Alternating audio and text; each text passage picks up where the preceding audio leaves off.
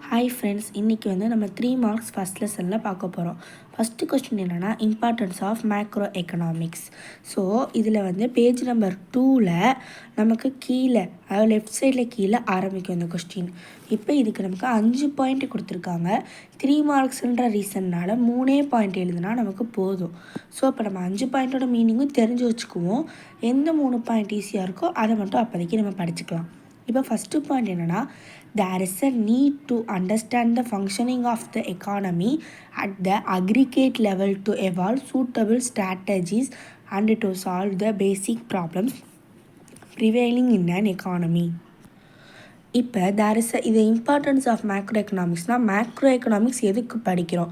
So அதில் first point என்ன சொல்லியிருக்காங்க, need to understand the functioning of the economy at the aggregate level. ஒரு எக்கானமியோட ஃபங்க்ஷனை நம்ம படிக்கிறோம், அதை புரிஞ்சுக்கிறோம். அக்ரிகேட் லெவல்னால் ஒரு ஸ்டார்டிங் ஸ்டேஜ்னு அர்த்தம். எதுக்கு படிக்கிறோம்? To evolve suitable strategies. சில ஸ்ட்ராட்டஜிஸை சால்வ் பண்ணுறதுக்காகவும் எவால்வ் பண்ணுறதுக்காகவும் நம்ம படிக்கிறோம். அதுக்கப்புறம் அடுத்த பாயிண்ட் என்ன சொல்லியிருக்காங்க, to solve the basic problems prevailing in an economy. So ஒரு எக்கானமின்னு எடுத்துக்கிட்டோம்னா நிறைய ப்ராப்ளம்ஸ் இருக்கும். அதை எப்படி சால்வ் பண்ணுறதுன்றது தான் நம்ம மேக்ரோ எக்கனாமிக்ஸில் படிக்க போகிறோம். இப்போ செகண்ட் பாயிண்ட் என்னென்னு பார்த்தீங்கன்னா, understanding the future problems, needs and challenges of an economy as a whole is important to evolve precautionary measures. இப்போ செகண்ட் பாயிண்ட் என்ன சொல்கிறாங்க, ஃப்யூச்சர் ப்ராப்ளமை அண்டர்ஸ்டாண்ட் பண்ணணும், அதோட நீட்ஸ் என்னென்னு தெரியணும், அதோட சேலஞ்சஸ் என்னென்னு தெரியணும் ஒரு எக்கானமியில். ஸோ இப்போ இந்த இதுக்கு பார்த்திங்கன்னா, இப்போ நமக்கு வெள்ளம் வருது அப்படின்னா வெள்ளம் முன்னெச்சரிக்கை நடவடிக்கைகள்னு எடுப்பாங்க. அப்போ ஒரு ஃப்யூச்சரில் ஒரு ப்ராப்ளம் வருது, என்ன ப்ராப்ளம் வரப்போகுதுன்னு தெரிஞ்சுக்கிறோம், அதோட நீட்ஸ் என்ன, அப்போ அதுக்கு நம்ம என்ன செய்யணும். இப்போ சென்னையில் வெள்ளம் வரப்போகுதுன்னா, அப்போ வெள்ளம் வரப்போகுதுன்னு தெரியுதுன்னா நம்ம போட்டு அந்த ப்ரிகாஷ்னரியான மெத்தட்ஸ்லாம் நம்ம எடுத்து வச்சுருக்கணும். ஸோ அப்போ ஒரு வெள்ளம் வருதுன்னா சென்னையில் கிட்டத்தட்ட ஒரு வாரத்துக்கு மேலே எதுவுமே நடக்காது. ஒரு எக்கானமி சம்மந்தமாக ப்ரொடக்ஷனு கன்சம்ஷன்னு எதுவுமே நடக்காது. ஸோ சேலஞ்சஸ் என்னென்ன, இப்படி ஒரு ப்ராப்ளம்னு ஏதோ ஒரு ப்ராப்ளமை எக்கனாமி சம்மந்தமாக எடுத்துக்கிட்டோம்னா ஃப்யூச்சர் ப்ராப்ளம் என்ன வரும், அந்த ப்ராப்ளத்தோட நீட்ஸ் என்ன, அதோட சேலஞ்சஸ் என்னென்னு படிப்போம். ஆஸ் அ ஹோலாக important to evolve precautionary measures. Precautionary மெஷர்ஸ்னாலே முன்னெச்சரிக்கை நடவடிக்கைகள்னு அர்த்தம். மொத்தத்தில் நம்ம மேக்ரோ எக்கனாமிக்ஸ் எதுக்கு படிக்கிறோம்னா, ஒரு முன்னெச்சரிக்கை நடவடிக்கைகளுக்காக, ஒரு ப்ராப்ளத்துக்கான முன்னெச்சரிக்கை நடவடிக்கைகளுக்காக படிக்கிறோம். இப்போ தேர்டு பாயிண்ட் பார்ப்போம். இப்போ ஃபஸ்ட்டு 2 பாயிண்ட்டும் பார்க்க பெருசாக இருக்கும், ஆனால் மீனிங் ஈஸி தான், ஈஸியாக படிச்சிடலாம். இப்போ அடுத்த 3 பாயிண்ட்டும் பார்க்கலாம். Macro economics provides ample opportunities to use scientific investigation to understand the reality. Macro economics ஆம்பிள்னா நிறையான்னு அர்த்தம், நிறைய ஆப்பர்ச்சுனிட்டிஸ் தருதான். எதுக்கு? To use scientific investigation to understand the reality. இப்போ நம்ம மேக்ரோ எக்கனாமிக்ஸில் போக law of diminishing marginal utility, equi marginal யூட்டிலிட்டின்னு நிறையா படிப்போம்.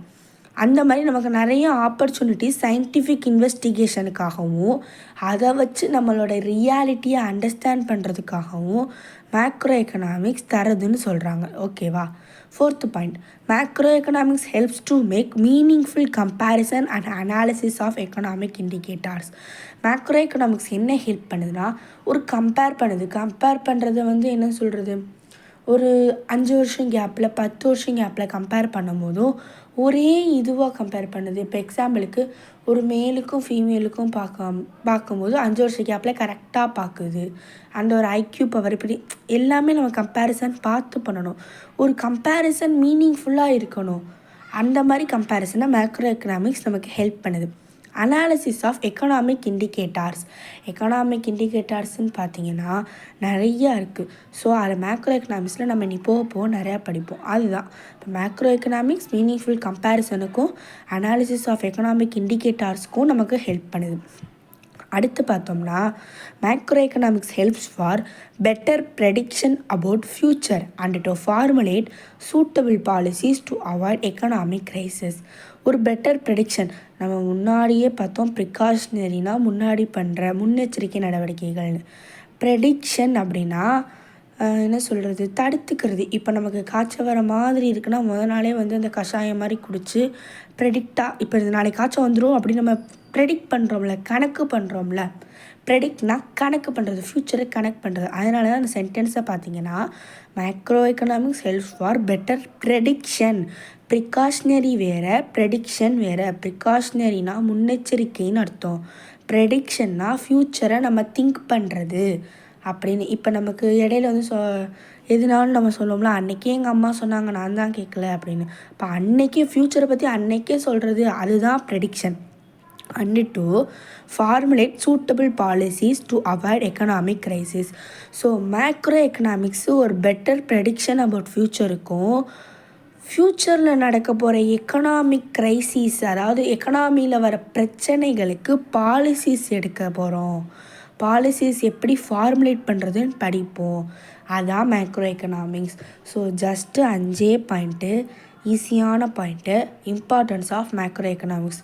3 மார்க்ஸுன்றதுனால இதில் 3 பாயிண்ட் படித்தாலே போதும். Thank you friends. அடுத்த வீடியோவில் பார்ப்போம். ஃபஸ்ட் லெசனில் செகண்ட் தேர்ட் மார்க் பார்க்க போகிறோம். Different types of economic systems. So page number 4ல் அதுக்கான ஆன்சர் கொடுத்துருக்காங்க ரைட் சைடு கார்னரில். Economic system refers to the manner in which individuals and institutions are connected together to carry out economic activities in a particular area.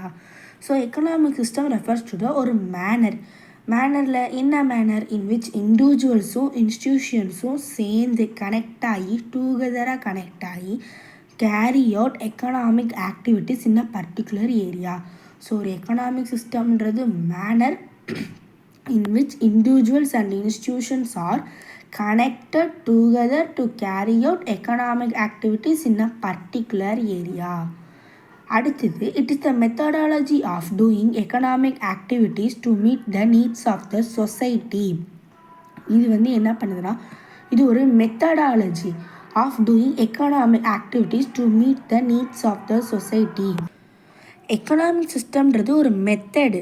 என்ன method? Doing economic activities பண்ணுறத to meet the needs of the society. சில economic ஆக்டிவிட்டீஸை சொசைட்டிக்காக face பண்ணுறது economic system. இப்போ இதில் 3 நம்ம பிரிச்சுருக்கோம். அது வந்து capitalist economy, socialist economy, mixed economy. இப்போ இந்த கேபிட்டலிஸ்ட் எக்கனாமினா என்னென்னா, ப்ரைவேட்டாக ஓனாக இருக்கிறது, அவங்க ப்ராஃபிட் மோட்டிவாக மட்டும் இருக்கிறது தான் கேபிட்டலிஸ்ட் எக்கனாமி. சோஷியல்னால் வெல்ஃபேர் மோட்டிவாக இருக்கிறது, கவர்மெண்ட் ஹேண்டில் பண்ணுறது. மிக்ஸ்டு எக்கனாமினா மோத் ப்ரைவேட்டும் கவர்மெண்ட்டும் சேர்ந்து ஹேண்டில் பண்ணுறது. அப்போ நம்ம மேலே ப்ரைவேட்டு ப்ராஃபிட்டுன்னு படித்தோமா, அப்போ இங்கே என்ன வரும்? ப்ராஃபிட் மோட்டிவும் வெல்ஃபேர் மோட்டிவும் சேர்ந்து வரும் மிக்ஸ்டு எக்கனாமி. ஸோ ஒரு எக்கனாமிக் சிஸ்டம்ன்றது ஒரு மேனர். அதில் என்னென்ன இருக்குது? இண்டிவிஜுவல்ஸும் இன்ஸ்டிடியூஷன்ஸும் இருக்குது. அப்போ 2 வந்ததுனால 2 கனெக்ட் ஆகி டூகெதர் ஆகி கேரி அவுட் பண்ணோம். என்ன பண்ணோம்? எக்கனாமிக் ஆக்டிவிட்டீஸை கேரி அவுட் பண்ணோம் ஒரு பர்டிகுலர் ஏரியாவுக்கு. அடுத்த பாயிண்ட்டு, அது ஒரு methodology of doing economic activities to meet the needs of the society. அதில் 3 டைப்ஸ் இருக்குது. அது capitalist economy, socialist economy, mixed economy. அவ்வளோதான். செகண்ட் கொஷின் முடிஞ்சு 3 மார்க்கில். Thank you friends. Hi friends. இப்போ வந்து ஃபஸ்ட் லெசனில் 3 மார்க் பார்க்க போகிறோம். கொஸ்டின் வந்து மெரிட்ஸ் ஆஃப் கேபிட்டலிசம். ஸோ 3 மார்க்குன்னு பார்த்தீங்கன்னா 3 பாயிண்ட்ஸ் எழுதுனா போதும். ஆனால் நமக்கு கிட்டத்தட்ட 7 பாயிண்ட்ஸ் கொடுத்துருக்காங்க. நம்ம எல்லாத்துக்குமே மீனிங் தெரிஞ்சு வச்சுக்குவோம். இனி 3 பாயிண்ட்ஸ் இனஃப். இப்போ ஃபஸ்ட்டு பாயிண்ட்டை பார்த்தோம்னா ஆட்டோமேட்டிக் ஒர்க்கிங்னா without any government intervention the economy works automatically. இப்போ கவர்மெண்ட் ப்ரைவேட் ஓன்டு அப்படின்னு தான் நம்ம 2 மார்க்ஸ்லேயே படித்தோம். ப்ரைவேட் ஓன்டுனாலே அங்கே கவர்மெண்ட் இன்டர்வென்ஷன் இருக்காது. ஸோ இந்த பாயிண்ட்டுக்கு இதான் மீனிங். கவர்மெண்ட் இன்டர்வென்ஷன் இல்லாமல் ஒரு எக்கானமி அதுவாக ஆட்டோமேட்டிக்காக ஒர்க் ஆகிறது. எந்த எக்கனாமி கவர்மெண்ட் இல்லாமல் ஒர்க் ஆகும்னு கேட்டிங்கன்னா ப்ரைவேட் எக்கனாமி ஒர்க் ஆகும். Second point efficient use of resources. All resources are put into optimum use. அதாவது நம்ம இந்தியாவில் நிறையா ரிசோர்ஸஸ் இருக்குது. ஆனால் நம்ம அதை வந்து கரெக்டாக யூஸ் பண்ணுறது இல்லை. ஆனால் ஒரு ப்ரைவேட் கம்பெனி அந்த ரிசோர்ஸஸை கரெக்டாக யூஸ் பண்ணுவாங்க. ஸோ அதனால தான் இந்த point efficient use of resources. Third point incentives for hard work. Hard work அப்படின்னா நம்ம கவர்மெண்ட்டில் வந்து ஹார்ட் ஒர்க்காக பண்ணோம்னா நமக்கு வந்து நீங்கள் ரொம்ப நல்லா உழைச்சிருக்கீங்கன்னு சொல்லி உங்களுக்கு இன்சென்டிவ் தரமாட்டாங்க. அதே ப்ரைவேட் அப்படி கிடையாது. ஏன்னா ப்ரைவேட்டில் சம்பளன்றது பார்த்தோம்னா நம்ம கம்மியாக இருக்கும். நம்ம எக்ஸ்ட்ரா ஒர்க் பண்ணாலோ இல்லை ஹார்ட் ஒர்க் பண்ணாலோ நம்மளை தனித்தனியாக கவனித்து என்கரேஜ் பண்ணி நம்மளோட ஹார்ட் ஒர்க்குக்கு அவங்க ஒரு இன்சென்டிவ் கொடுப்பாங்க. அப்போ ஆண்டர்ப்ரனர்ஸாக இருந்தால் நமக்கு ப்ராஃபிட் நிறையா கிடைக்கும். அதுதான் இந்த point incentives for hard work. Economic ப்ராக்ரஸ்ன்னு பார்த்தோம்னா production and productivity levels are very high in capitalist economies. இப்போ நம்ம எக்கனாமிக் ப்ராக்ரஸ்ன்னு பார்த்தோம்னா ப்ரொடக்ஷன் நம்ம ப்ரொடியூஸ் பண்ணுறது நிறையா ப்ரொடியூஸ் பண்ணுவோம். நிறையா ப்ரொடியூஸ் பண்ணால் ப்ரொடக்டிவிட்டி லெவல் ஹையாக இருக்கும். கேபிட்டலிஸ்ட் எக்கனாமியில் எக்கனாமிக் ப்ராக்ரஸ் இருக்கும். அடுத்த பாயிண்ட் பார்த்தோம்னா consumer sovereignty. All production activities are aimed at satisfying the consumers. இப்போ ஒரு ப்ரைவேட்டோடைய நோக்கம் என்னென்னு பார்த்தோம்னா கன்சியூமர்ஸை சாட்டிஸ்ஃபேக்ஷன் பண்ணணுன்றது மட்டும்தான். அப்போ நம்ம என்ன எதிர்பார்க்கோம், ஒரு பொருள் குவாலிட்டியாக இருக்கணும், ஆனால் ரேட்டு கம்மியாக இருக்கணும், நல்லா உழைக்கணும், அதுதான் எதிர்பார்ப்போம். ஸோ ஆல் ப்ரொடக்ஷன் ஆக்டிவிட்டீஸ், எல்லா ப்ரொடக்ஷன் ஆக்டிவிட்டீஸும் ஒரே எய்ம், சாட்டிஸ்ஃபை த கன்சியூமர்ஸை சாட்டிஸ்ஃபை பண்ணணும். அடுத்த point higher rates of capital formation. Increase in saving and investment leads to higher rate of capital formation. இப்போ எக்ஸாம்பிளுக்கு ஒரு ப்ரைவேட் கம்பெனி வருதுன்னா அது மூலமாக நமக்கு நிறையா வேலை கிடைக்கும். நிறைய வேலை கிடைக்கிது அப்படின்னா வேலை ஒவ்வொருத்தருக்கும் வேலை கிடைக்கிதுன்னா சம்பளம் கிடைக்கும். சம்பளத்தில் செலவு போக மீதியை சேர்த்து வச்சாங்கன்னா இன்வெஸ்ட்மெண்ட்டுக்கு யூஸ் ஆகும். So increase in saving and investment leads to higher rate of capital formation. So ஒரு இன்வெஸ்ட்மெண்ட்டு கூட கேபிட்டல் ஃபார்மேஷனுக்கு ஹையர் ரேட் இருக்கும். அதான் இந்த பாயிண்ட். இந்த பாயிண்ட்டுக்கு சைக்கிள் பெருசு. என்னென்னு பார்த்தீங்கன்னா ஒரு ப்ரைவேட் கம்பெனி வரணும், எம்ப்ளாய்மெண்ட்டு கிடைக்கணும், அது மூலமாக வேஜஸ் கிடைக்கணும், வேஜஸ் மூலமாக நமக்கு சேவிங்ஸ் இருக்கணும், சேவிங்ஸில் இன்வெஸ்ட்மெண்ட் வந்து கேபிட்டல் ஃபார்மேஷன் இன்க்ரீஸ் ஆகணும். அதில் ஒரு சிங்கிள் லைனில் கொடுத்துட்டாங்க higher rates of capital formation. அடுத்த line development of new technology. As profit is aimed at producers invest on new technology and produce quality goods. So ஒரு ப்ரைவேட் கம்பெனி மக்களுக்கு சேவை செய்யணும்னு சொல்லிலாம் ஆரம்பிக்க மாட்டாங்க. அவங்க நோக்கம் ப்ராஃபிட் மட்டும்தான். ஸோ ப்ரொடியூசர்ஸு புதுசாக டெக்னாலஜி கொண்டு வந்து அந்த குட்ஸோட குவாலிட்டியை கூட்ட நினைப்பாங்க. ஓகேவா? இந்த கொஸ்டின் பார்த்தோம்னா நமக்கு 7 பாயிண்ட்ஸ் தான். First automatic working, efficient use of resources, incentives for hard work, economic progress, consumer sovereignty, higher rates of capital formation, development of new technology. இந்த 7 பாயிண்ட்ஸில் எனி 3 பாயிண்ட்ஸ் படித்தா போதும். 7 பாயிண்ட்ஸும் எழுதுனா தப்பு கிடையாது. ஆனால் 3 மார்க்குன்றதுனால 3 பாயிண்ட்ஸே போதும். தேங்க்யூ. இப்போ அடுத்த 3 மார்க் பார்த்தோம்னா demerits of socialism. First demerits என்னன்னு பார்ப்போம். Red tapism and bureaucracy. As decisions are taken by government agencies, approval of many officials and the movement of files from one table to another takes time and leads to red tapeism. So ஒரு சோஷியலிசம்னாலே government தாங்க. அதில் என்ன டிமெரிட்டுன்னு பார்த்தோம்னா ஒரு சின்ன அப்ரூவலுக்கு நிறைய ஆஃபீஸர்ஸ்ட்டையும் நிறைய அஃபீஷியல்ட்டையும் அந்த ஃபைலை மூவ் ஆகி ஒவ்வொரு டேபிளாக மூவ் ஆகிறதுக்குள்ளே அந்த டேபிளுக்குள்ளே நம்ம ரெட் டேப்பிசம்னா இதை ஒழிச்சு சொல்கிறதுக்கு ஒன்றும் இல்லை, லஞ்சம் தாங்க. இப்போ ரெட் டேப்பிசம் அப்படின்னா லஞ்சம். இப்போ இந்த பாயிண்டில் என்ன சொல்ல வராங்கன்னா as decision are taken by government agencies. ஒரு டெசிஷன் கவர்மெண்ட் ஏஜென்சி எடுக்கணும்னா அப்ரூவல் ஆஃப் மெனி அஃபீஷியல்ஸ், நிறைய அஃபீஷியல்ஸ்கிட்ட போய் அந்த மூவ்மெண்ட் ஆஃப் ஃபைல்ஸ் ஒரு டேபிள்லேருந்து இன்னொரு டேபிளுக்கு மூவ் ஆகிறதுக்குள்ளே ரெட் டேப்பிசம் இடம்பெறும். இப்போ இதுக்கு இந்த பாயிண்ட்டுக்கு எக்ஸாம்பிள்னு பார்த்தீங்கன்னா இந்தியன் படம் இருக்கும்.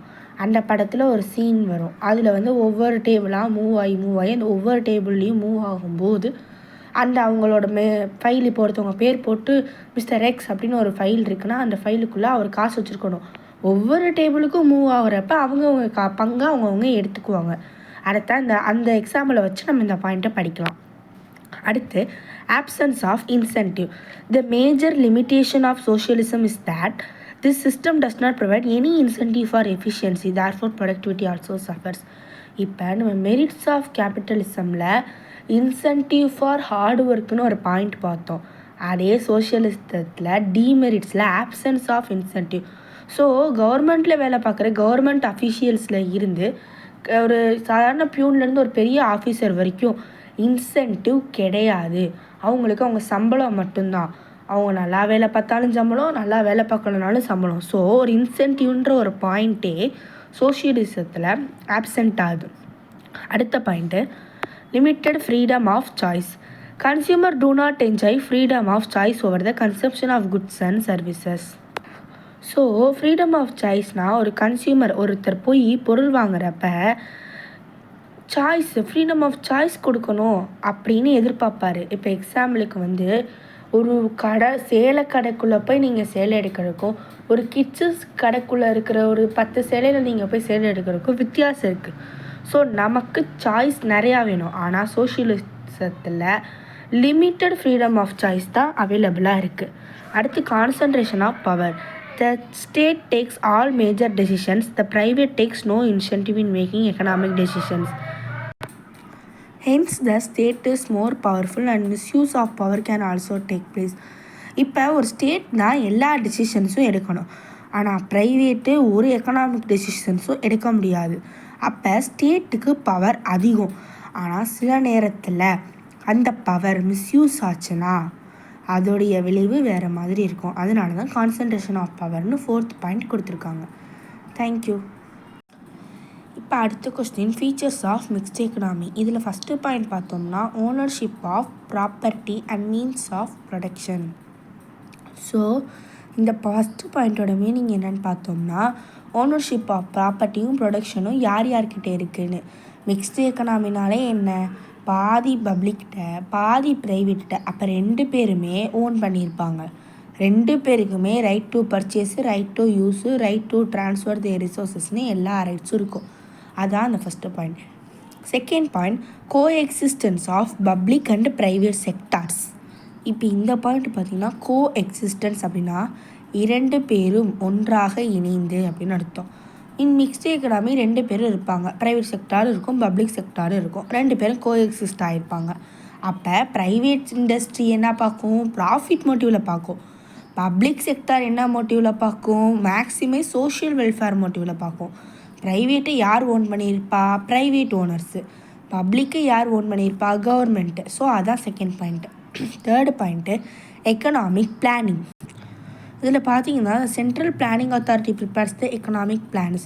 ஸோ ஸ்டேட் கவர்மெண்ட் சென்ட்ரல் கவர்மெண்ட்டுன்னு இருந்தால் அதிகபட்ச ஒரு உரிமைன்னு பார்த்தீங்கன்னா சென்ட்ரல் கவர்மெண்ட்டுக்கு தான் இருக்கும். அப்போ பிளானிங்கிறது சென்ட்ரல் பிளானிங் அத்தாரிட்டி தான் பண்ணும் எக்கனாமிக் பிளான்ஸை. நேஷ்னல் பிளான்ஸை are drawn by the government and both private and public sectors applied. இப்போ இந்த நேஷ்னல் பிளான்ட்டை கவர்மெண்ட்டு தான் பார்க்கும். ஆனால் அதில் போத் ப்ரைவேட்டும் பப்ளிக்கும் இருப்பாங்க. ஜென்ரலாக all sectors of the economy function according to the objectives, priorities and targets laid down in the plan. மொத்தத்தில் என்ன ஒரு நடந்தாலும் ப்ரைவேட்னா ப்ராஃபிட்டுக்காக தான் பார்க்கணும், பப்ளிக்னா வெல்ஃபேர்க்காக தான் பார்க்கணும். இவங்க 2 பேரும் திடீர்னு ப்ரைவேட்டு திருந்தி வெல்ஃபேர்க்காகவும் பப்ளிக் திடீர்னு மாறி ப்ராஃபிட்காகவும் பார்க்கக்கூடாது. அந்த பிளானுக்கு கீழே என்ன இருக்கோ அந்தபடி தான் பார்க்கணும். 4th point solution to economic problem. The basic problem of what to produce, how to produce, for whom to produce and how to distribute are solved to the price mechanism as well as state intervention. ஒரு பிரச்சனைன்னு பார்த்தோன்னா என்ன பண்ணணும், ஏன் பண்ணணும், யாருக்கு பண்ணணும், எதுக்கு பண்ணணும், இந்த மாதிரி கேள்விகளில் தான் இருக்குது. அப்போ என்ன ப்ரொடியூஸ் பண்ணுறது, யாருக்கு ப்ரொடியூஸ் பண்ணணும், ஏன் ப்ரொடியூஸ் பண்ணணும், அதை நான் எப்படி டிஸ்ட்ரிபியூட் பண்ணுவேன்ற எல்லா கேள்விக்கும் மிக்ஸ்டு எக்கனாமி பதில் சொல்லணும். மீன்ஸ் மிக்ஸ்டு எக்கனாமி யூஸ் பண்ணி நமக்கு சொல்யூஷன் கிடைக்கும்னு சொல்ல வராங்க. Freedom and control. Through private has freedom to own resources, produce goods and services and distribute the same. The overall control on the economic activities rest with the government. So ப்ரைவேட்டுக்கு எல்லா ஃப்ரீடமும் இருக்குது ரிசோர்ஸஸை வாங்க விற்க. அதே மாதிரி distribute the same the overall control on the economic activities rest with the government. So அவங்களுக்கு என்னென்ன உரிமை இருக்கோ அதே மாதிரி ஒரு சின்ன பெர்மிஷன் அது கவர்மெண்ட்டுக்கிட்ட வாங்கணும். ஸோ ஃப்ரீடமும் கண்ட்ரோலும் 2 பேர்கிட்டையுமே இருக்குதுன்னு சொல்ல வராங்க. ஸோ இவ்வளோ தாங்க ஃபீச்சர்ஸு 5 பாயிண்ட் இருக்குது. தேங்க்யூ. ஸோ அடுத்த கொஸ்டின் பார்த்தோம்னா distinguish between capitalism and globalism, அதாவது மிக்சடிசம் தான் குளோபலிசம்னு சொல்கிறாங்க. ஸோ பேஜ் நம்பர் 10 நமக்கு ஒரு டேப்லர் காலம் இருக்கும். அந்த டேப்லர் காலத்தில் வந்து ஃபீச்சர்ஸ் எழுதணும், கேபிட்டலிசம் டேப்லர் காலம் எழுதிக்கணும், அப்புறம் மிக்சடிசம் எழுதணும். பட் ஹெட்டிங் என்ன போடணும், மிக்சடிசத்துக்கு பதிலாக குளோபலிசம்னு சொல்லி ஹெட்டிங் போடணும். ஸோ நம்ம என்ன எழுத போகிறோம், ஃபீச்சர்ஸ் கண்டிப்பாக எழுதுவோம், கேபிட்டலிசம் எழுதுவோம், மிக்சடிசம் எழுதுவோம், மிக்சடிசம் ஹெட்டிங் மட்டும் குளோபலிசம்னு மாற்றிக்குவோம். ஸோ இப்போ இதோட டிஃப்ரென்ஸ் பார்த்தோம்னா நமக்கு நல்லா தெரியும். கேபிட்டல்னால் யார், கண்ணை முடிக்குங்க. இப்போ சொல்லுங்கள், கேபிட்டல்னால் ப்ரைவேட் ஓனர்ஷிப், மிக்சடிசம் அப்படின்னா 2 பேர், மிக்ஸ்டுனாலே 2, அப்போ ப்ரைவேட்டும் பப்ளிக்கும் இருப்பாங்க. அடுத்து எக்கனாமிக் மோட்டிவ்னு பார்ப்போம். கேபிட்டல் ப்ராஃபிட்டுக்கு, குளோபலிசம் வந்து சோஷியல் வெல்ஃபேர் இருக்கும், ப்ராஃபிட் மோட்டிவ்க்கும். ஸோ 2மே இருக்கும். கன்ஃபியூஸ் ஆகுதுன்னா சோஷியல் வெல்ஃபேர் அண்ட் ப்ராஃபிட்னு கூட போடுங்க. Solution of central planning. இவங்க ஃப்ரீ மார்க்கெட் சிஸ்டம் அப்படின்னு ஏன் போடுறாங்கன்னா இவங்களுக்குள்ள கவர்மெண்ட் இன்டர்வென்ஷன் ஆகாது. ஸோ இவங்களோட மார்க்கெட் சிஸ்டம், அப்போ இவங்க ஃப்ரீயாக மூவ் பண்ணுறாங்களா, ஃப்ரீ மார்க்கெட் சிஸ்டம். அங்கிட்டு குளோபலிசமில் பார்த்தோம்னா central planning system and free market system. கவர்மெண்ட்டுக்கு சென்ட்ரல் கவர்மெண்ட் இருக்கும், அப்போ அது பிளான் பண்ணால் சென்ட்ரல் பிளானிங் சிஸ்டம். இவங்களோடது ஃப்ரீ மார்க்கெட் சிஸ்டம். கவர்மெண்ட் ரோலுன்னு பார்த்தோம்னா இன்டர்னல் ரெகுலேஷன் ஒன்லி, இது லிமிட்டட் ரோலு. மிக்சடிசம் ஏன் லிமிட்டட் ரோலு அப்படின்னு நீங்கள் கேட்கலாம். 2ம் சேர்த்து எழுதலாம்ல, ஏன் லிமிட்டட் ரோலுன்னு போட்டிருக்காங்கன்னா கவர்மெண்ட்டு பாதி இருக்கா, ப்ரைவேட்டு பாதி இருக்கா, அப்போ 2 பேருமே அவங்களோட ரோலை லிமிட்டாக பண்ணணும், 50-50 இருக்கணும். 1% கூட குறைச்சா கூட சண்டே வந்துவிடும். அதனால தான் லிமிட்டட் ரோலுன்னு போடுறாங்க. இந்த 2 சென்டென்ஸையும் சேர்த்து போடக்கூடாது, லிமிட்டட் ரோல் தான் போடணும். இன்கம் டிஸ்ட்ரிபியூஷன்னு பார்த்தோம்னா அன்ஈக்குவலாக இருக்கும். ஏன் அன்ஈக்குவலாக இருக்குது அப்படின்னு நீங்கள் கேட்டிங்கன்னா ப்ரைவேட்டில் நிறையா மாறுங்க. இப்போ கவர்மெண்ட்டுன்னு பார்த்தோம்னா அவங்க வந்து கிளரிக்கல் போஸ்ட்டு, மேனேஜிங், அந்த மாதிரி மேனேஜிங் போஸ்ட்டு, அஃபிஷியல் போஸ்ட்டுன்னு எடுப்பாங்க. அதில் என்னென்ன போஸ்ட்டில் யார் யார் இருக்காங்களோ சம்பளம் அப்படி தான் மாறும். ஆனால் இங்கே வந்து கீழே இருக்கவங்களுக்கு 1, மேனேஜருக்கு 1, பிடிச்ச மேனேஜருக்கு 1, பிடிக்காத மேனேஜருக்கு 1 அப்படின்னு ஒவ்வொன்றும் இருக்கும். சூப்பர்வைசருக்கு 1ன்னு நிறையா இருக்கும். ஸோ கேபிட்டலிசமில் இன்கம் டிஸ்ட்ரிபியூஷன் அன்ஈக்குவல் தான். மிக்சடிசமில் லெஸ் அன்ஈக்குவல். ஏன் லெஸ் அன்ஈக்குவல்னால் 2மே இருக்காங்க, அன்ஈக்குவலாகவும் இருக்கும், லெஸ்ஸாகவும் இருக்கும். ஸோ லெஸ் அன்ஈக்குவல் அப்படின்னு போட்டணும். நேச்சர் ஆஃப் என்டர்பிரைஸ்னால் ப்ரைவேட் என்ன என்டர்பிரைஸ், ப்ரைவேட் என்டர்பிரைஸ் தான். அப்போ குளோபலிசம் என்னது, போத் ப்ரைவேட் அண்ட் பப்ளிக் என்டர்பிரைஸ்ன்னு கூட போட்டுக்கலாம். நீங்கள் ஸ்டேட் என்டர்பிரைஸ்ன்னு போதுக்கு பதிலாக. எக்கனாமிக் ஃப்ரீடம்னா கம்ப்ளீட் ஃப்ரீடம். நம்ம கேபிட்டலிசத்துக்கு முழு சுதந்திரம் கொடுக்குறோம். மிக்சடிசமில் லிமிட்டட் தான், ஏன்னா அங்கே பாதி கவர்மெண்ட் வந்துடுவாங்க. இப்போ கடைசி மேஜர் ப்ராப்ளம்னு பார்த்தா இன்இக்வாலிட்டி. ஏன் இந்த பாயிண்டில் இன்இக்வாலிட்டி வருதுன்னு யோசிச்சிங்கன்னா சம்பளம் அன்ஈக்குவலாக இருக்குது, அப்போ இன்இக்வாலிட்டி ஆட்டோமேட்டிக்காக வந்துடும். அப்போ மிக்சடிசமில் பாருங்கள், இன்இக்வாலிட்டி அண்ட் இன்எஃபிஷியன்சி. இந்த பாயிண்டில் ஏன் இன்இக்வாலிட்டி அண்ட் ஈக்குவாலிட்டி தானே வரணும், ஏன் இன்எஃபிஷியன்சி வருதுன்னு பார்த்தீங்கன்னா ப்ரைவேட்டோட மேஜர் ப்ராப்ளம் இன்இக்வாலிட்டி. ஏன்னா அவங்க சம்பளம் குறைச்சி கொடுக்கறது, ஒரு வேற்றுமை பார்க்குறதுன்னு இருக்கும். ஆனால் கவர்மெண்ட்டு இன்எஃபிஷியன்சி, ஒரு இயலாமை, அவங்க கவர்மெண்ட்டுக்கிட்ட ஃபண்டு கம்மியாக இருக்கும், கொடுக்க முடியாது. So inefficiency. So difference between capitalism and குளோபலிசமுக்கு பேஜ் நம்பர் 10 இருக்கிற கேபிட்டலிசம் அண்ட் மிக்சடிசம் எழுதலாம். மிக்சடிசத்துக்கு பதிலாக குளோபலிசம்னு போட்டுக்கலாம். Same points. ஓகேவா? Thank you friends. ஸோ ஃபஸ்ட்டு லெசனில் லாஸ்ட்டு கொஸ்டின் 3 மார்க் என்னென்னு பார்த்தோம்னா 2 செக்டார் எக்கனாமி கேட்டிருக்காங்க. ஸோ நம்ம 2 மார்க்லேயே சர்க்கிள் ஃப்ளோ ஆஃப் இன்கம் பார்த்தோம், அதில் இருக்க 3 மாடல்ஸ் பார்த்தோம். அதில் இப்போ நம்ம 2 செக்டார் எக்கனாமியும் ஒரு தனி 3 மார்க்காக பார்க்க போகிறோம். First one house hold sector. Household sector is the sole buyer of goods and services and the sole supplier of factors of production. It spends its entire income on the purchase of goods and services produced by the business sector. The household sector receives income from firm sector by providing the factors of production owned by it. Household செக்டார்னா sole buyer of goods and services. நாம் பொருளை வாங்குகிறோம். House hold செக்டார்னா நம்ம பொருளை வாங்குகிறோம். அப்போ வாங்குறவங்க யார்? Buyer of goods and services. அப்புறம் அந்த sole supplier of factors of ப்ரொடக்ஷன்னு போட்டிருக்காங்க. ஃபேக்டர்ஸ் ஆஃப் ப்ரொடக்ஷன்னா லேண்டு, லேபர், கேபிட்டல், ஆர்கனைசேஷன். ஏன் இந்த லேண்ட், லேபர், கேபிட்டல், ஆர்கனைசேஷனை நம்ம சப்ளை பண்ணுறோன்னு கேட்டிங்கன்னா, நம்ம தானே வேலை பார்க்க போவோம். அப்போ நம்ம லேபருக்குள்ளே வருவோமா? நம்ம நிலத்தில் அவங்க வேலை பார்ப்பாங்கன்னா நம்ம சொந்த நிலம் இல்லை, நம்மளோட நிலங்கள் அப்படின்னு வச்சுக்கோங்க. அந்த லேண்டு, அந்த கேபிட்டல், அந்த ஆர்கனைசேஷன் இதெல்லாம் நம்ம சப்ளை பண்ணுறோம். ஆஸ் அ பப்ளிக்காக நம்ம சப்ளை பண்ணுறோம். நம்ம கிடையாது. ஒரு பப்ளிக்காக, ஒரு சப்ளையராக நம்ம ஒரு ஒரு இண்டஸ்ட்ரிக்கோ ஒரு ஃபேமுக்கோ நம்ம சப்ளை பண்ணுறதுன்னு வரும். அடுத்த point, it spends it's entire income. அதாவது ஹவுஸ் ஹோல்ட் செக்டார் அதோடைய முழு இன்கமையும் ஒரு குட்ஸ் அண்ட் சர்வீஸை பர்ச்சேஸ் பண்ணுறதுலேயே முடிச்சிடும். அந்த பர்ச்சேஸ் யார்கிட்ட இருந்து பண்ணும்? பிஸ்னஸ் செக்டார்கிட்ட இருந்து பண்ணும். கடைசி பாயிண்ட் என்ன சொல்கிறாங்க? The household sector receives income from firm sector by providing the factors of production owned by it. நம்ம ஏற்கனவே பார்த்த மாதிரி நம்ம ஃபேக்டர்ஸ் ஆஃப் ப்ரொடக்ஷனை அவங்களுக்கு கொடுக்கறது மூலமாக நமக்கு இன்கம் கிடைக்கிது. இப்போ அடுத்து ஃபேர்ம்னு பார்த்தோம்னா, firm sector generates its revenue by selling goods and services to the household sector. It hires the factors of production owned by the household sector. The firm sector sells the entire output to households. இப்போ இது ரொம்ப ஈஸிங்க. Household படிச்சிட்டோம்னா, firm selling goods and services. அப்போ it hires the factors of production owned by the household sector. The firm sector sells the entire output to households. அதாவது இப்போ இது ரெண்டுக்கும் ஈஸியாக படிக்கணும்னா, household buyer, firms seller. ரெண்டுமே எதை பையன்னு செல் பண்ணுறாங்க? Goods and சர்வீசஸை.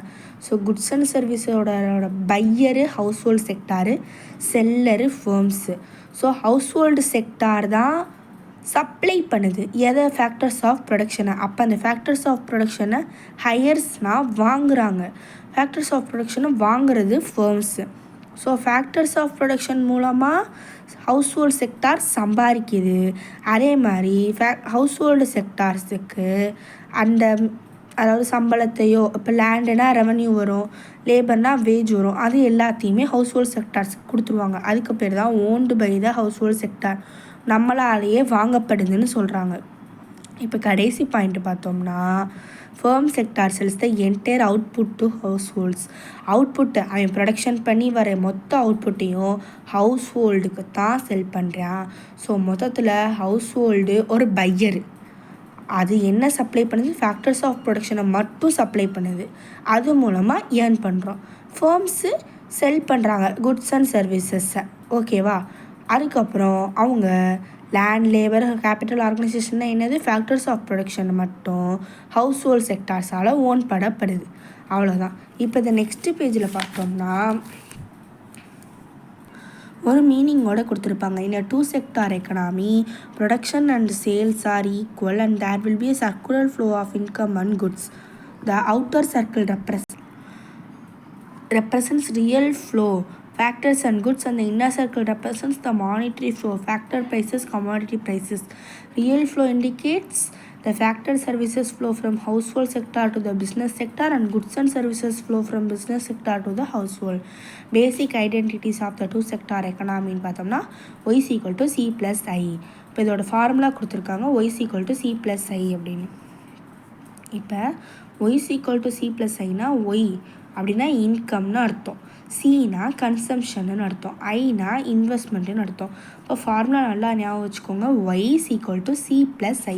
ஒய்னா இன்கம், சினா கன்சம்ஷன், ஐனா இன்வெஸ்ட்மெண்ட். இப்போ இந்த பேரா என்னன்னே புரியலையே அப்படின்னா இந்த டயக்ராமை நம்ம பார்க்கணும். இந்த டயக்ராமை நம்ம போடலாம். In a two-sector economy, production and sales are equal. There will be circular flow of income and goods. இங்கே என்ன சொல்கிறாங்க? ப்ரொடக்ஷனும் சேல்ஸும் ஈக்குவலாக இருக்குது. ஸோ இது ஈக்குவலாக இருந்தாலே ஒரு circular flow of income and goods வந்துடும் அப்படின்னு சொல்கிறாங்க. இப்போ இதை ஃபஸ்ட்டு என்ன சொல்கிறாங்க, outer circle represents real flow factors and goods. வெளி சர்க்கிள் பார்த்திங்கன்னா ஃபேக்டர்ஸ் அண்ட் ப்ரொடக்ஷன் இருக்கா, எங்கிட்ட குட்ஸ் அண்ட் சர்வீசஸ் இருக்கா. அப்போ அது என்ன ரெப்ரசன்ட் பண்ணுது, ஃபேக்டர்ஸையும் குட்ஸையும் ரெப்ரசன்ட் பண்ணுது. அந்த inner circle represents the monetary flow factor prices and commodity prices. Factors for ப்ரொடக்ஷனுக்கு என்ன கிடைக்கும், லேபருக்கு வேஜு, லேண்டுக்கு ரெண்ட்டுன்னு இப்படி வரிசையாக வருமா. ஸோ ஃபேக்டர் ப்ரைஸஸ்னால் ஃபேக்டர்ஸ் ஃபார் ப்ரொடக்ஷனோட ப்ரைஸு. அதுக்கப்புறம் பார்த்திங்கன்னா கமாடிட்டி ப்ரைஸஸ்னால் குட்ஸ் அண்ட் சர்வீசஸ்க்கு கிடைக்கிறது. அதுதான் inner circle. So outer circle என்ன ரெப்ரசன்ட் பண்ணுது, ஃபேக்டர்ஸையும் குட்ஸையும். இன்னர் சர்க்கிள் என்ன ரெப்ரசன்ட் பண்ணுது, ஃபேக்டர் ப்ரைஸஸையும் கமாடிட்டி ப்ரைஸஸையும். இப்போ real flow indicates the factor services flow from household to. So இதில் household to business sector அப்படின்னு போடுறாங்க. அதாவது இந்த ஃபேக்டர் ப்ரைஸஸ் வந்து ஹவுஸ் ஹோல்டில் இருந்து பிஸ்னஸ் செக்டார், இந்த ஃபேர்ம்ஸை தான் பிஸ்னஸ் செக்டார்னு சொல்கிறாங்க, அங்கே போகுது. அப்போ goods and services flow business sector to the household sector. So factors of production வந்து ஃபேக்டர் ப்ரைஸஸை ஹவுஸ் ஹோல்டுலேருந்து பிஸ்னஸ் செக்டாருக்கு கொண்டு போகுது. அதே குட்ஸ் அண்ட் சர்வீசஸ் பார்த்திங்கன்னா flow from business sector to the household. So இதுக்கு தள்ளுது எதை, ஃபேக்டர் ப்ரைஸஸை, இதுக்கு தள்ளுது எதை, குட்ஸ் அண்ட் சர்வீசஸை. அவ்வளோதான், இந்த டயக்ராம் முடிஞ்சு. ஸோ இதோட பார்த்திங்கன்னா 2 மார்க்ஸும் 3 மார்க்ஸும் ஃபஸ்ட் லெசனில் முடியுது. இப்போ 3 மார்க்ஸில் பார்த்திங்கன்னா merits of capitalism, demerits of socialism, features of mixed economy அப்படின்னு இந்த 3 கொஷின் இருக்குது தெரியுமா. இந்த 3 கொஷினும் இல்லை, என்னால் அது படிக்க முடியல, கொஞ்சம் கஷ்டமாக இருக்குதுன்னு நினச்சிங்கன்னா இந்த டேப்லெட் காலேஜில் இருக்க பாயிண்ட்ஸே கூட நீங்கள் யூஸ் பண்ணிக்கலாம். ஸோ கிட்டத்தட்ட இந்த 4 question, major merits of capitalism, demerits of socialism, features of mixed economy, distinguish between capitalism and குளோபலிசம்னு 4 கொஸ்டினுக்கு இந்த ஒரு டேப்லர் காலமே யூஸ்ஃபுல்லாக இருக்குது. ஸோ இதை நல்லா படிச்சுக்கோங்க, ரொம்ப ஹெல்ப்ஃபுல்லாக இருக்கும் இந்த டேப்லர் காலம். ஸோ 2 மார்க்ஸ் 3 மார்க்ஸை நான் எக்ஸ்பிளைன் பண்ணியிருக்கேன். டவுட்ஸுனால் எனக்கு கமெண்ட்ஸில் கேளுங்க. தேங்க்யூ ஃப்ரெண்ட்ஸ், அடுத்த வீடியோவில் பார்க்கலாம்.